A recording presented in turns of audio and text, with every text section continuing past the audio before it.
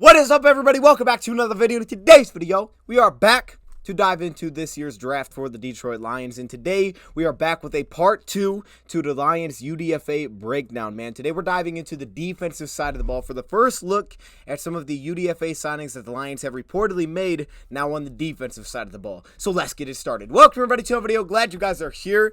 And yes, we are back with part 2 to what last week's part 1 was, taking a look at some of the offensive signings the Lions reportedly made of undrafted free agents. Today we're going to dive into the defensive side of the ball. Now there is one player I'm leaving out of this technically, a Division 2 player that if we do make a part 3 or if we make another video, which we probably will, for the players that the Lions have reportedly invited for a tryout, I think I'm just going to throw him in with it. We have a couple Division 2 players that I think would just fit in really well for timing reasons and also, yeah, just to make it make sense. Like if I try to throw everybody into one video, the video's gonna be super long, and then a part 3 becomes kind of like, well, what's even the point here? We have like 2 dudes to talk about. So again, this is a first look video, not a complete breakdown on all of these players. I have went through a pretty good amount of games for a lot of these guys at this point in time. However, it's not the full breakdown. I do plan on doing individual breakdowns for each one of these undrafted free agent signings, but we'll see. You know, a lot of movement happens, changes happen as you work through the offseason. Guys are on and off the roster, so it'll be fluid. But with that being said, we have some news today for the Detroit Lions. So let's start with that first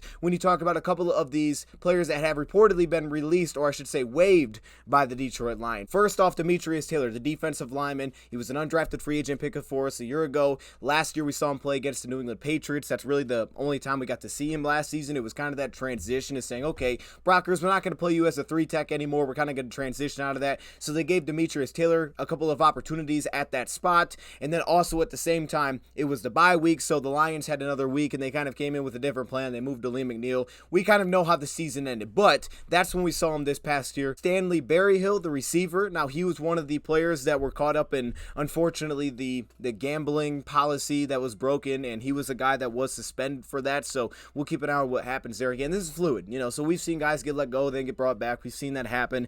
And then finally, we have Mac McCain, the cornerback, who was signed back in February. So right after the season, he was picked up by the Detroit Lions, and I guess it's been reported that to any of the Lions' official practices so far in the offseason, he has not been in attendance for the Lions. So again, this is fluid. Who knows? There could be an opportunity for him to work his way back. It doesn't look like the Lions have a full roster at this point. I guess it's been reported there's about 64 players on the roster, but then you have to take into account when the players sign their deals, you have your draft picks, which is 8. You have your UDFAs, which I believe is officially 14. So it's continuing to fill up. And again, guys like this who maybe they've seen, you know, you let them go, you bring in these new players, we get a chance to see what they look like, and then who knows, maybe down the road one of these guys are brought back. But if not, wishing them the best of luck going forward, and you know, hope everything works out for those guys. Let's waste no time to dive into these players that the Lions have reportedly signed as undrafted free agents, meaning that they just didn't get drafted, they signed a 3-year deal, but you can get some guarantees, and a couple of players have reportedly gotten some of those, including this player that we're going to start off with out of NC State. Sorry about that. I mean, the microphone's right next to the paper. The player that I want to start with is, and I apologize if I'm saying his name incorrectly, Corey Durden, the defensive tackle, I should say nose tackle out of NC State. And I got to be honest, this guy definitely reminded me a lot of Lee McNeil very quickly. Not necessarily in just like the way that he plays, but more so just the role that he played this past season. So a transfer from Florida State, goes to NC State, and he plays a lot of that zero-tech role, meaning head up with the center. And that was something that Lee McNeil did a lot with NC State. But when you looked at his athleticism, when you looked at some of the traits that he had, you said, man, he could probably be a little bit more beyond that. Like, he's a true nose tackle. He's 320, but he could be something maybe even more than that. He has the upfield quickness. This guy could play more in a shade role, meaning shading a shoulder of a center, or potentially now, like this last season, he kicked out to a 3 technique, right? Working a guard with a 2-way go. So the athleticism was there, but he was kind of stuck in a zero-tech role with that defense, and that's something that Corey was as well. Now, Corey doesn't have the exact same build, a little bit on the taller side, basically 6'5", 290, so he's also a little bit on the lighter side as well. Doesn't necessarily have the same frame that a guy like Lee McNeil does, specifically in the lower body. When you look at the testing numbers for Corey here, he tested out pretty well in some important categories. His arm length is really nice with the hand size as well. Some of that is just because he's 6'5". It's kind of like Broderick Martin, really nice arm length, but he's also on the taller side, so it's kind of the trade-off that you have there. And you know, leverage is so important inside centers, guards. The leverage is everything, so there can be a trade-off there between having arm length as a pass rusher, specifically being able to lock out, but also winning the leverage battle. You have to be able to kind of tie those two things together, but he has the arm length, and he also tested out well in the 3-cone drill. Where he tested out pretty poorly was the speed drills, the bench press at 16, which again I think speaks a little bit more to the frame and kind of the way that he's built a little bit. But Corey he just looks like a professional. Like this is a player that when you just watch his film, he looks like a guy that just knows what he's doing. He has a feel for the game. You can see maturity within his game. He has 2 children actually off the field really quickly there. But speaking about the player and what he brings to the table, so I wouldn't be shocked if his role changes at the next level. That would probably make a lot of sense that a team would view him like the Lions potentially, or maybe somewhere else, that view him in a potentially different position here. Reportedly, the Detroit Lions gave him $40K guaranteed, so they clearly wanted the player, and that's because I think you could get a potential guy that surprises and maybe becomes an immediate contributor into the fact that he could become a backup defensive lineman and actually push to make the team beyond just like, hey, maybe we would get him back on the practice squad. Now, that could be the roll down the line. It's very possible, but this player knows how to play the game right now, and still there's some things that pop up as issues, some things that could be improved upon, and probably some things that are going to be a little bit limited in his game, but he knows how to play the game at his size. That's very clear. One thing that I love, and I'll just kind of touch on a few key points here. The thing that I love about his game is his hand usage, and it really shows up as a pass rusher. You see the second, the third effort wins, the hustle that he plays with, the energy that he brings. You'll see they run a lot of loops with him from the center position, going out on tackles, the ability to use his long arm to get pass rush and then counter off that. He has an athletic spin counter, similarly to Aleem McNeil. He had that as well coming out of NC State, but then also as a run defender. I think a lot of times when you say initial quickness, the thought is always like, how fast is get off? Well, also for an interior guy, the initial quickness of the hand usage is what you have to look at here, and that's what he has. That's where he wins right now, is the initial quickness with his hands to latch with consistency, with accuracy, to win the battle immediately. While he's not the strongest in the upper body, you do see the ability to create force. Now, you don't always want him to cock his hands back like that, but it's that ability to create force much more than maybe the testing scores show into contact, is basically what I'm trying to say. And you saw it against Boston College, was the last game that I watched. You just see how immediately he's able to win these battles and then control the block from there on, or get that quick stack and shed that you're looking for. Now, his build doesn't look great for a nose tackle, especially even in a shade. Like, it doesn't look maybe ideal for all downs, so he could potentially kick out to a 3-tech, but the hand usage is something that definitely sticks out when you watch him. I also think he has a pretty nice job of maintaining pad level off the snap, staying low off the snap into his initial contact. Him kind of flat back into the initial point of attack to gain control and win the first punt. See it in terms of, it's a lot of technique down there, and for a guy like this to be able to handle those down blocks that he can, to handle double teams, the zone blocks, combo blocks, to be able to handle those like he does from that role at that size, it speaks to the technique awareness that he shows as a player as well. Some of that feel that he has. You see how he's able to sink himself, create leverage, maintain his ground. He does that much better than a lot of guys. There's a guy we're going to talk about that is even bigger, has a much better base. You would think, oh, he's going to be better there. He's shorter, he's more stout, but then when you watch him, it's like, okay, he's just getting knocked off his feet consistently here. That's not the case with Corey. Now, for Corey, I do knock, some of the lateral. His pad level can pop a little bit, open up his frame. I think that's going to be one of the biggest questions if you push him to a 3-tech. Does he have the shake to be a guy that you want to consistently ask to attack 2 gaps and have the most success from that position? He tested out well in terms of agility, which is a very good positive. He has explosiveness as well, which is a positive, pretty good explosiveness, actually, I should say, for a guy that can get upfield. But the pad level can become an issue. You also see some contact balance show up, and I think that really shows up if you're trying to ask him to really sit and hold his ground. He can struggle a little bit to kind of be able to maintain a gap, and I think at the NFL, that's going to become even more of an issue. It's like the way that he plays the game. He lives at or behind the line of scrimmage. He's able to get low off the snap to, kind of combat centers, and he uses great hands. They're very reactive, they're very active, they're very accurate, and very consistent. I think at this point in time, you even get the sense that he's attempting to kind of learn and gauge the snap as the game goes on. He starts to get better jumps as the game goes on off the line of scrimmage. So you just kind of get a guy that feels it out. He's just not the most twitchy athlete, I don't think, that you see. But with that being said, I think for Corey, it's going to be a little bit weird trying to figure out what role you want to put him in. He could end up being like a little bit of a tweener. He has a body type that would make sense as a 3-tech, so it wouldn't shock me if someone tried that, right? Aleem McNeil did it. So he has a body type like that. Consistency is going to be the key there you're going to have to try to find. However, could Corey potentially compete, show up in camp, and be like, hey, this is a guy that's actually productive? He could actually just make the roster as a very low depth piece. That's very possible. This could be a guy that goes beyond just being maybe we're trying to get him back on the practice squad, or he ends up elsewhere. I'm very intrigued to see what this guy ends up with the Lions, but we'll move on to the next and talk about another interior defensive lineman that's a little bit on the opposite side of the spectrum, I would say, and this is Chris Smith out of Notre Dame. And again, this is just what I've seen so far, so this could change when we do a breakdown of these players individually, but Chris Smith out of Notre Dame, a little bit different in the sense that he's a transfer from Harvard, and he was very much so a rotational defensive lineman this last year with Notre Dame. However, when you look at the testing scores of this guy, there's really no areas where it's like, oh, that wasn't very good. 31-inch vertical, just like Corey had. But, real quickly, 6'1", 302, a little bit wider, a little bit more stout. 31-inch vertical with that. He has pretty good arm length for his size, even though it's not as long as Corey's. He has pretty good arm length for his size. 37 bench press reps. I think that speaks to his frame.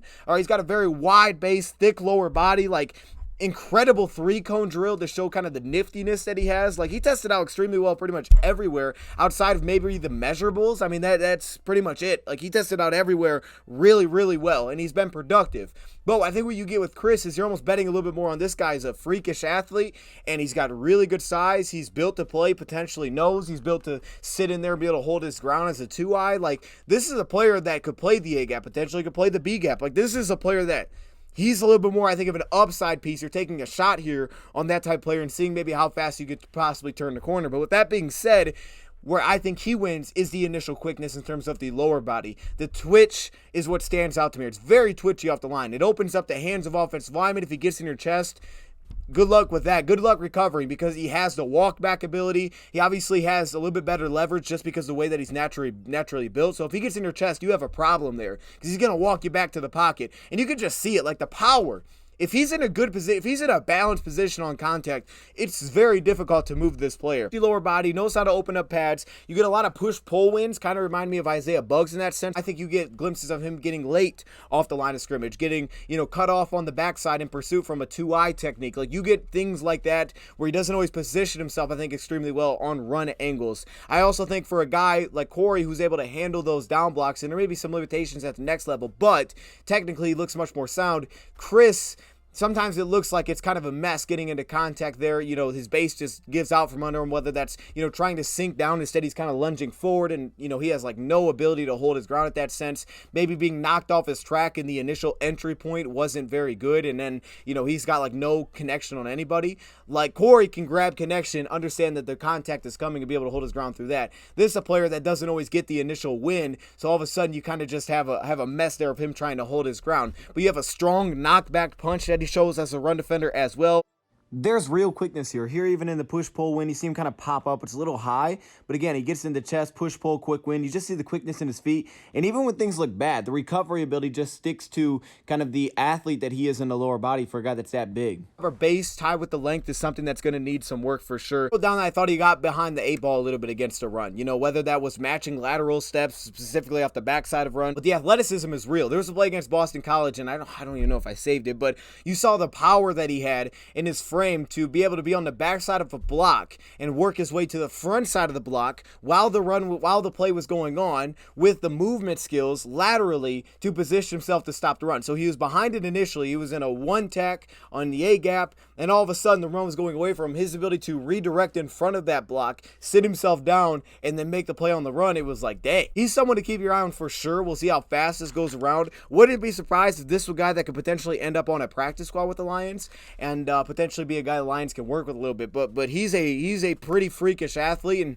he's got some, I think, traits that you're going to love from an interior guy that just not everybody has. Now, continuing, I think we're going to bounce out of the interior defensive lineman. Well, sort of. We're moving on to a guy named Zach Morton from Akron. He's also a transfer from Syracuse. Quick note on him, and I may have missed this with the other two here. I don't think I did. But Zach Morton is actually from Detroit, Michigan. That's his hometown. But a transfer from Syracuse. He was listed at about 6'4.5", 260 pounds. You look at the way that he measured out, 33-inch arm length. Like, that's really nice. That's really good for a guy that's built like that.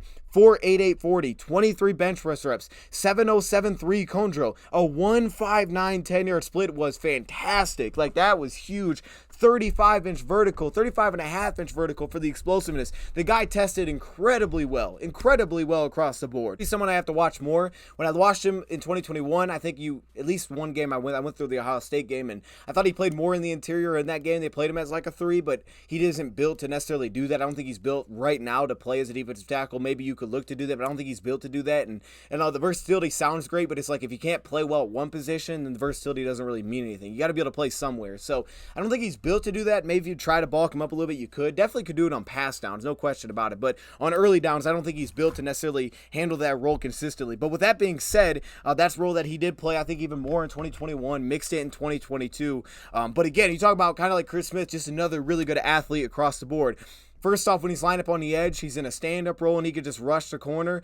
Top of the rush, like, you see the amount of ground that he can cover. Like, the threat that he can put on the edge rusher with that get off is legit. It's a problem. He covers a ton of ground. He leaps forward when he's working upfield. Very explosive. The length that he's able to cover could absolutely be something that the team could look at as an edge rusher, whether that's stand up or maybe as like your base DN, kind of like your John Kaminsky's or your Josh Pascal's. But that's something that really showed up, I think, as a stand up edge rusher for sure. I think it's more of kind of just tying everything together at this point. It seemed like there were some issues transitioning speed to power, converting that, and being able to get as much impact as you would expect for a guy that's that explosive. I just didn't think it was all that fluid in terms of, kind of tying one thing to the next. Not everything seemed in sync. His hands with his footwork, like, things seemed kind of, segmented more than fluid and all connected and all kind of tying together. Like, it didn't feel like that. Everything kind of felt choppy, like, okay, I'm going to explode off the line, and then it was like, I'm going to try this. But nothing really seemed to kind of flow together as a pass rusher, specifically on the edge. Very quick into his stance, and this is a player that gets into his base very fast. I think his build, based on the arm length that he has and the explosiveness, I wouldn't be shocked if the Lions looked at him to compete for a John Kaminsky, Josh Pascal type of role. The stack and shed process will have to become a lot quicker, but I think it's also kind of just bouncing around, trying to figure out what he's actually best at here. I think his body type speaks a little bit more towards a defensive end type. We'll keep an eye on where this one goes, but I'm very intrigued to see how they use him. Clearly, he had some talent coming out of high school, going to Syracuse, but either way, let's continue. We're going to move on now to the second level. We're going to talk about a linebacker here, and I'm pretty sure I'm going to mess up this name. This is Isaac Darkangelo. I'm pretty sure I'd messed that up, but you know what? We threw it out there. We'll see what happens. All right, now this is a guy that's listed at just over 6 foot, 227 pounds, so definitely on the smaller side for an off-ball linebacker. You see the arm length, which I think is something that stands out a little bit there, almost 31 and 1/4 inches. That does stand out, but then you look at the testing scores. You're not incredible everywhere, but there's some good ones here for sure. 23 bench press reps. That's pretty nice. So 1.55 10-yard split, a 6.943 cone, which is great. Now the vertical being 31 inches for that position isn't fantastic in terms of some of the explosiveness. I think he's a little bit of a maybe more speedy athlete than he is an explosive type of player. Clearly, I think going to compete for, obviously, special teams 1 because we lost some guys there. And his skill set, like the toughness, the way that the urgency that he plays with,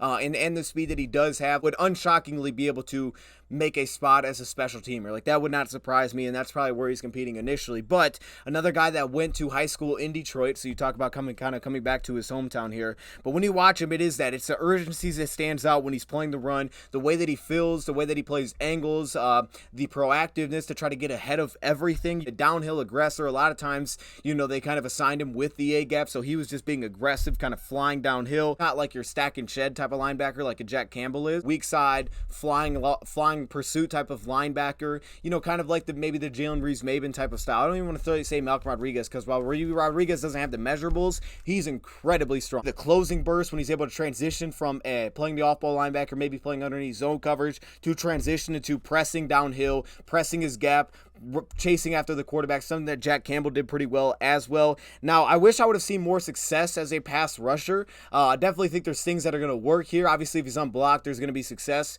The win would have been great. You saw him kind of get stood up a little bit by Minnesota when attacking the running back. I think he lost that battle more than he won that battle. He's another guy that was kind of like the quarterback of this defense. You see when he's pressing downhill, but there's still reactiveness, there's still awareness of where his gap is, but also, you know, quick eyes to counter pulls, quick eyes to pulling offensive linemen. You'll see that within his game. Now, I think his pad level can still be a little bit too tall, specifically when he's getting downhill into a block. You could see him be a little high, so there's like no, you know, ability to really hold any type of ground there. So I think that's something that sticks out a little bit. Sometimes you get him that's a tick late in terms of reacting to the run, focused on too many things at once, you know, not being as decisive as maybe you would like to see, which could speed up that first step, which can be a little bit inconsistent.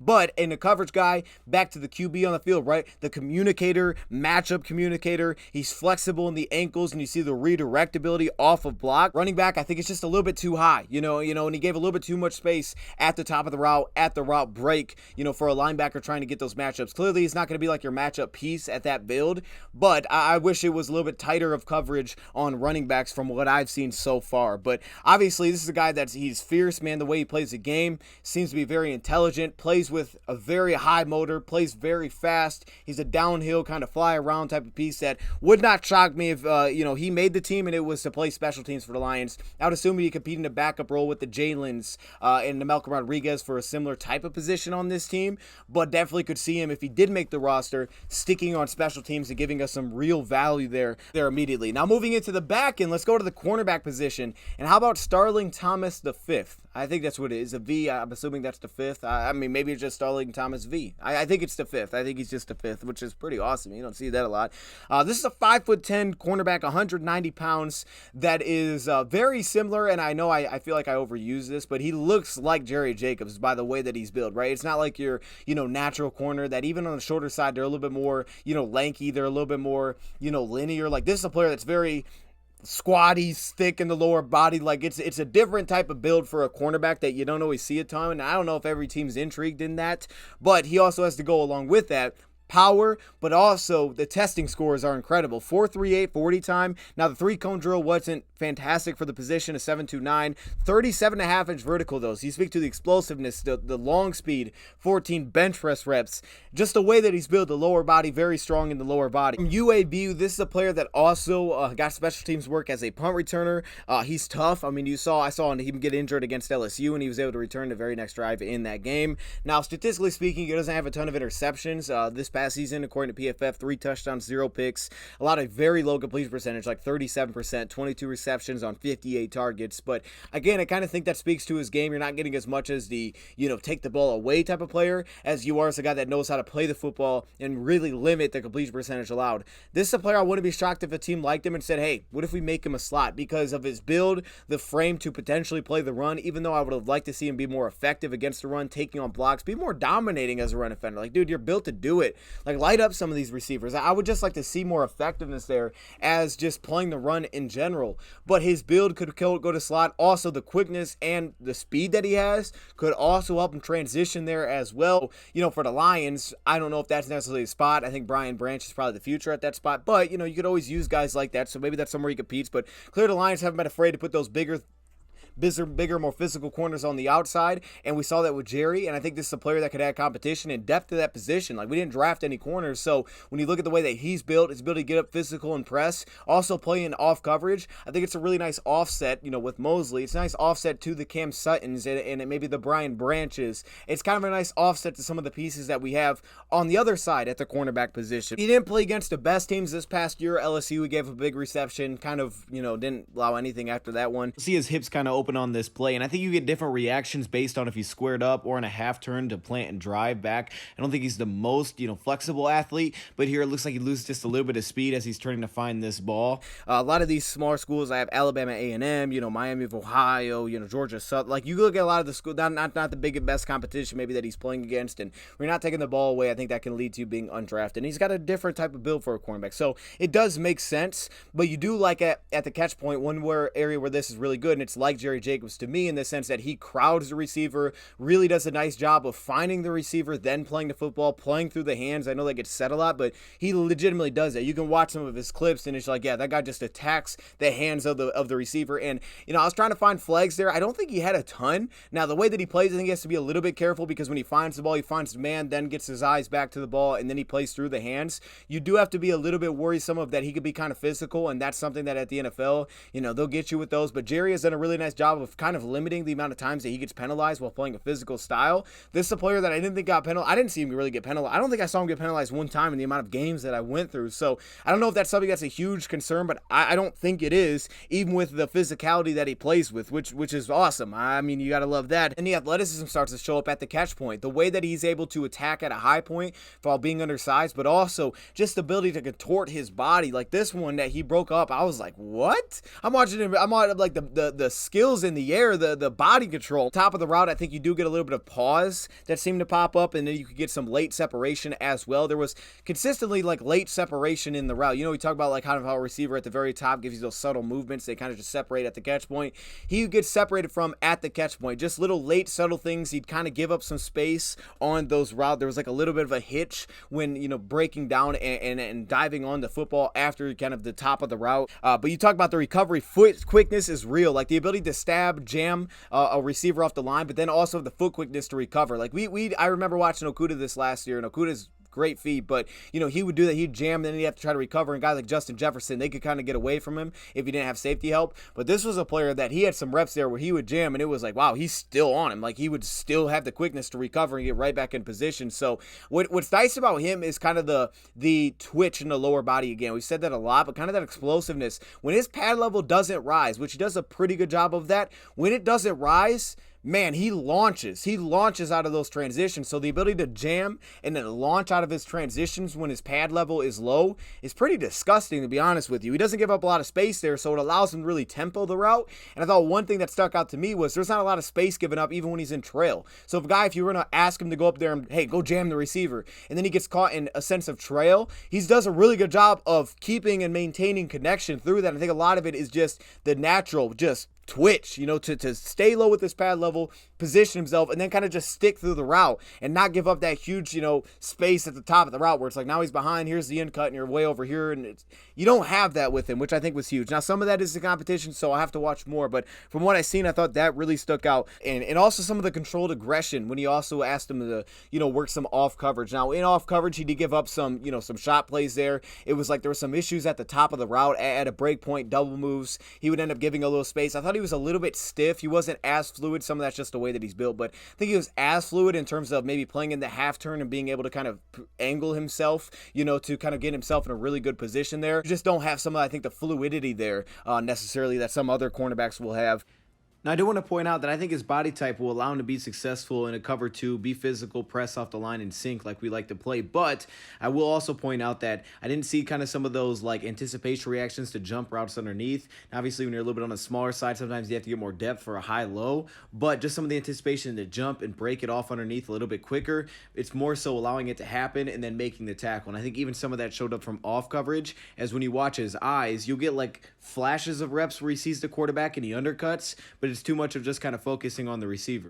Then you also get him to lunge, and this occasionally happens, but it throws things off when he'll lunge at the press. For the most part, I think he does a really nice job, and when he does a nice job of, you know, keeping everything balanced, you know, when he keeps a really good base, then the kick step, you know, from a press position, and he makes sure that he's moving both feet, and he's not getting himself into the spot where you'll get this occasionally from him, where he's taking extra steps to gather, because he'll get himself in a wide base, and he'll have to be forced to take extra steps to position himself, because he'll just kind of lunge with the foot instead of moving on a string. You'll get him to lunge and press. So that's something that definitely pops up, but I like the build. Lions have had success with a guy like this already. The athleticism's real, the toughness, you know, he's not, you know, again, he's not making as many plays in terms of interceptions as you would like to see. The athlete, the special teams potential here, he just needs to pick up, I think, some of the, you know, run defense aspect of it.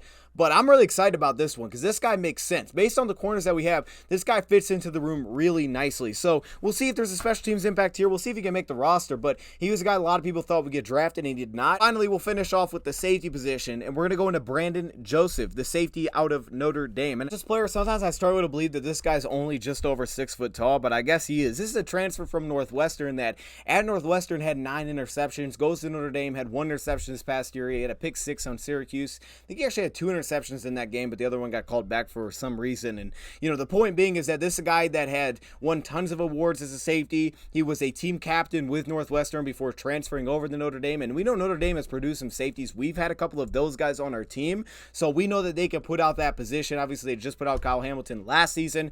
It's not a bad school to go to if you're saying, hey, who puts out safeties? Well, they've done it. So that makes sense there. He's also been very interchangeable. I think you saw his role some more aggressive play style from what I've seen so far in 2021 with Northwestern versus what you saw with Notre Dame, but a very interchangeable play style. He's a little bit rotational there with Notre Dame this past season, being that it was in his first season. But I think you have a guy that could potentially play, as both a free safety and strong safety, could play single high, could roll down into the box and find sufficient success, I think, at a lot of different levels as a safety at this point in time, kind of playing different levels of the field. Getting on the line, pressing up, you get this on tight ends, man coverage there. He's got a really nice punch. I think also you saw a little more discipline this past season than in 2021 in terms of, again, not overcommitting, being able to attach himself to tight ends, not give up as much ground. I also love how when he's working downhill, the aggressiveness that he has to take on block. Clearly, he's not a stack and shed guy. He's a little bit more of kind of a dip around the edge, but there's an aggressiveness when attacking downhill. Now, and I think when you talk about some of the agility there, specifically when you're talking about at the third level to finish tackles, you'll see him have to kind of go down and reach, but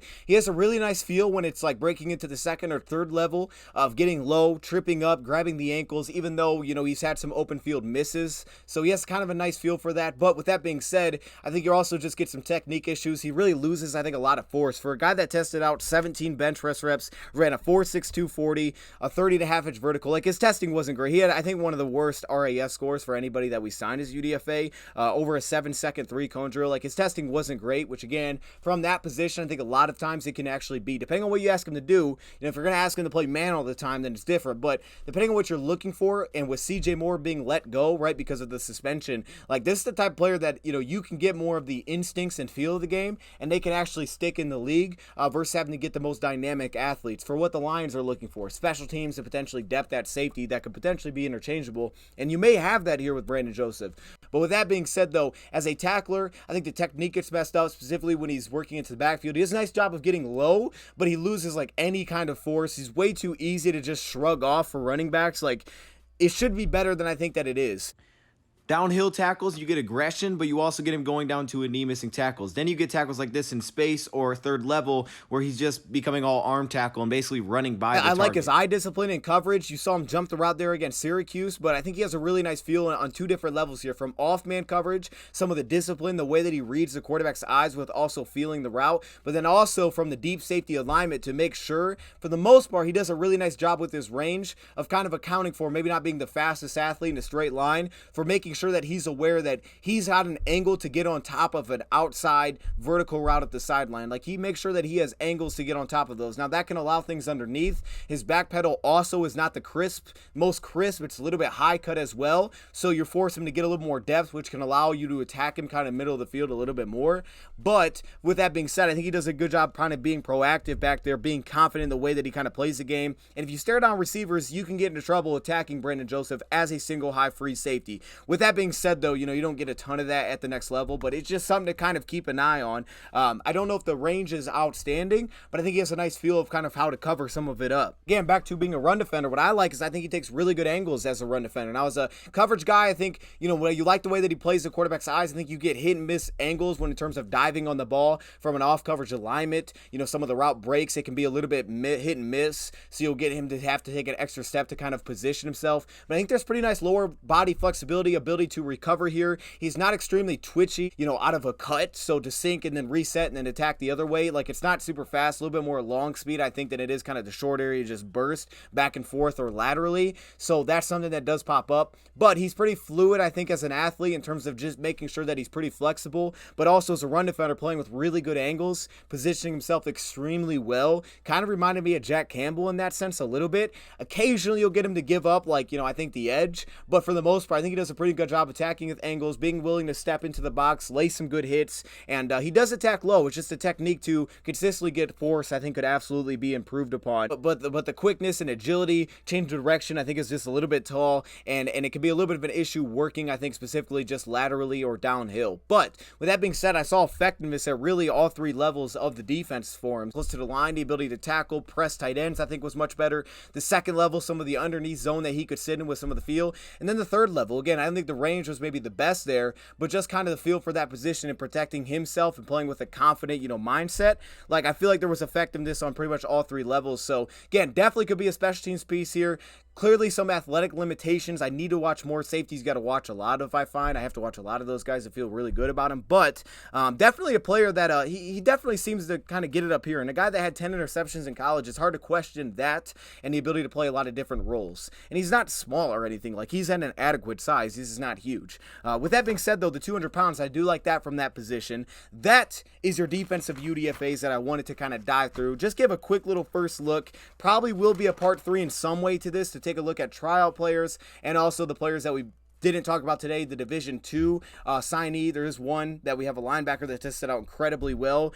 Trevor, he tested out insane. Like, he ran a 4.5 40, a 6.75 cone at 240 pounds.